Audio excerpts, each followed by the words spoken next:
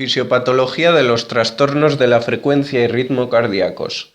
Se denomina arritmia a cualquier alteración de la generación de los impulsos eléctricos cardíacos, tanto en el origen de los mismos como en su frecuencia, y en la conducción de estos estímulos hasta el miocardio. Estudio general de las arritmias. Mecanismos y causas.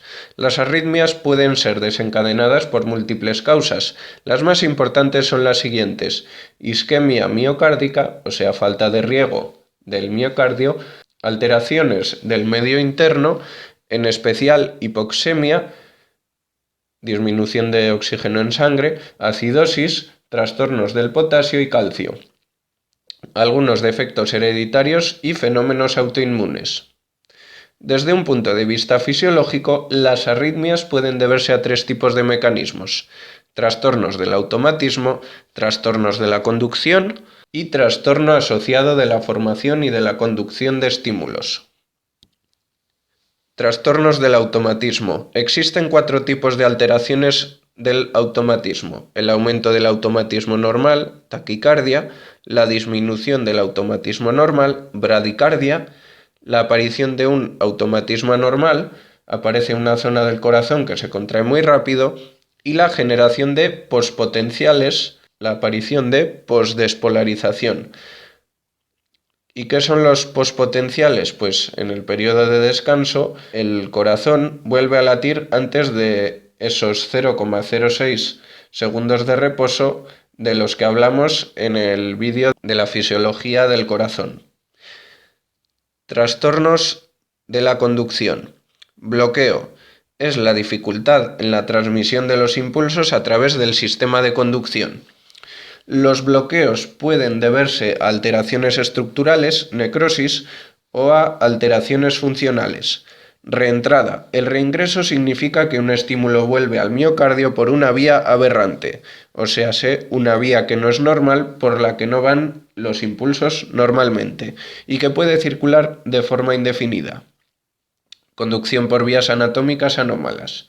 El estímulo normal, eludiendo la unión auriculoventricular, accede a los ventrículos antes de tiempo. Trastorno asociado de la formación y de la conducción de estímulos. Es lo que ocurre en la parasistolia, en la que existen 2 focos, el normal y el patológico, que generan estímulos rítmicos simultáneamente. Cuando los impulsos del foco ectópico, foco anormal, sorprenden al miocardio en fase excitable, surgen sístoles fuera del lugar o extrasístoles, no relacionadas cronológicamente con la sístole normal y con un ritmo propio. La explicación más aceptada por lo que la actividad eléctrica del foco ectópico no es anulada por los estímulos del nodo sinusal es la existencia de un bloqueo de entrada protector. Repercusión hemodinámica. Las 2 formas principales por las que las arritmias son capaces de alterar la hemodinámica son las siguientes: alteración de la frecuencia cardíaca. En las taquicardias intensas, por encima de 150 latidos por minuto, la disminución del tiempo diastólico limita de forma notable el llenado ventricular y, como consecuencia, disminuye el gasto cardíaco. También en las bradicardias es posible que disminuya el gasto cardíaco, pues aunque el volumen latido sea mayor de lo normal, al disponer el ventrículo de mucho más tiempo para replecionarse, o sea, llenarse durante la sístole, este hecho no compensa la disminución del número de latidos. Ineficacia auricular y desincronización auriculoventricular. Cuando la contracción auricular no es eficaz o no se acopla adecuadamente a la de los ventrículos, la aurícula no participa en el llenado ventricular, lo que en determinadas situaciones puede ser determinante en la disminución del gasto cardíaco. Manifestaciones clínicas. Las alteraciones de la frecuencia y el ritmo cardíacos pueden dar lugar, como es lógico, a una percepción anormal del latido, palpitaciones. La disminución del gasto cardíaco puede dar lugar a un síncope debido a isquemia encefálica, falta de riego al encéfalo, con sensación de mareo e incluso pérdida de conciencia. En presencia de otras anomalías cardíacas, algunas arritmias pueden descompensar una insuficiencia cardíaca. Los ritmos rápidos pueden desencadenar episodios de angina de pecho. manifestación previa del infarto de miocardio, ya que la taquicardia acorta la diástole, que es la fase del ciclo cardíaco durante la que son perfundidas las coronarias, y además aumenta el consumo de oxígeno por el miocardio. Fisiopatología del miocardio y pericardio. Fisiopatología y patogenia del miocardio. Síndrome de inflamación miocárdica o miocarditis. La miocarditis es la inflamación primitiva del miocardio, es decir, no es debido a la inflamación de estructuras próximas como el endocardio o el pericardio. Habitualmente este síndrome cursa de forma aguda, a diferencia de las miocardiopatías, que cursan de forma crónica. Causas. Las causas más frecuentes de miocarditis son las infecciosas y las que aparecen en algunas enfermedades autoinmunes.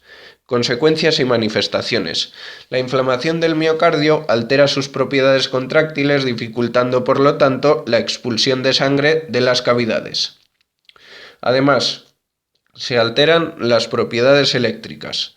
Las manifestaciones clínicas derivan de tres hechos: el propio proceso inflamatorio, fiebre, malestar general, leucocitosis, el fracaso de la función ventricular, que puede llevar a la insuficiencia cardíaca, y las arritmias, que pueden dar lugar a una muerte súbita, muerte repentina, por bloqueo o fibrilación ventricular, ya que se puede bloquear el trayecto. Síndrome de miocardiopatía. La miocardiopatía indica lesión del miocardio, que pueda ser secundaria, la causa está en otro sitio pero repercute al miocardio, que pueda ser secundaria a otros síndromes, o primaria. Esto quiere decir que afecta al miocardio directamente. En general no se producen por un mecanismo inflamatorio. Mecanismos y causas. Existen tres tipos diferentes de miocardiopatía según la morfología y la fisiopatología: hipertrófica, dilatada y restrictiva. En la miocardiopatía hipertrófica existe un incremento en la masa ventricular, especialmente en el ventrículo izquierdo. Desde el punto de vista morfológico, esta hipertrofia puede ser simétrica o asimétrica, la forma más frecuente. La consecuencia inmediata es una disminución de la contractilidad del miocardio. Aunque el defecto genético afecta a ambos ventrículos, la hipertrofia solo se desarrolla en el ventrículo izquierdo, debido a una presión mayor en esta cavidad. La miocardiopatía dilatada, la más frecuente, es un síndrome que se caracteriza por un ventrículo con disminución de la contractilidad y dilatado, con un grosor de la pared normal o disminuido. Conforme se dilata se va perdiendo el grosor. Se debe a arteriosclerosis, hipertensión arterial, al consumo excesivo de alcohol, de cocaína y de ciertos medicamentos. La forma menos frecuente es la miocardiopatía restrictiva, en la que la pared ventricular es rígida y poco distensible. Es debida a depósito de amiloide o idiopática. Consecuencias y manifestaciones. En la miocardiopatía hipertrófica, los dos factores responsables de las manifestaciones son la disminución de la contractilidad, que condiciona una disminución del volumen sistólico, y la obstrucción del tracto de salida del ventrículo izquierdo. En la miocardiopatía dilatada, la disminución de la contractilidad ventricular lleva a una disminución del volumen sistólico y acaba por desarrollar insuficiencia cardíaca. El defecto básico de la miocardiopatía restrictiva es el fallo en la distensibilidad ventricular, que disminuye el llenado de esta cavidad, por lo que aparece congestión pulmonar con disminución del volumen sistólico. Fisiopatología y patogenia del pericardio. Síndrome de irritación pericárdica o pericarditis aguda. Es el resultado del depósito de una pequeña cantidad de exudado sobre la serosa pericárdica por haber actuado un agente inflamatorio. Causas. Existen muchos agentes capaces de irritar el pericardio: infecciones virales, por ejemplo gripe, o bacterianas. Entre las bacterianas está la tuberculosis. Traumatismos, reacciones autoinmunes o radiaciones. Consecuencias y manifestaciones. Las tres manifestaciones características de la pericarditis aguda son dolor torácico por las irritaciones de las terminaciones nerviosas, la auscultación de un roce pericárdico y la demostración de alteraciones electrocardiográficas características.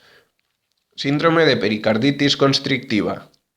La pericarditis constrictiva es el síndrome que deriva del engrosamiento del pericardio con fusión de las dos hojas a base de tejido conjuntivo, eventualmente calcificado. Vale, ¿y esto qué quiere decir?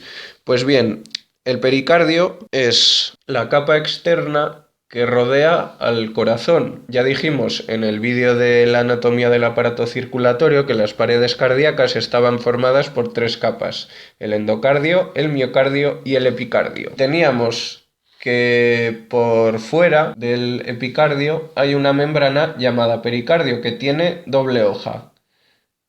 Tiene una hoja visceral por encima del epicardio y luego otra hoja más externa por fuera. Y entre las dos hojas pues hay un espacio que tiene líquido. Pues bien, cuando se juntan esas dos hojas a base de tejido conjuntivo, pues esa zona se endurece y es entonces cuando duele. Mecanismos y causas. El mecanismo de la pericarditis constrictiva es la cicatrización de un proceso inflamatorio previo.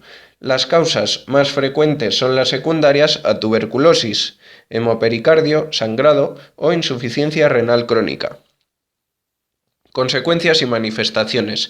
El engrosamiento pericárdico da lugar a tres consecuencias básicas. Se dificulta el llenado normal de los ventrículos en la parte media y final de la diástole. Se limita la influencia de los cambios de presión intratorácica sobre el corazón y se distorsiona la conducción de los estímulos eléctricos.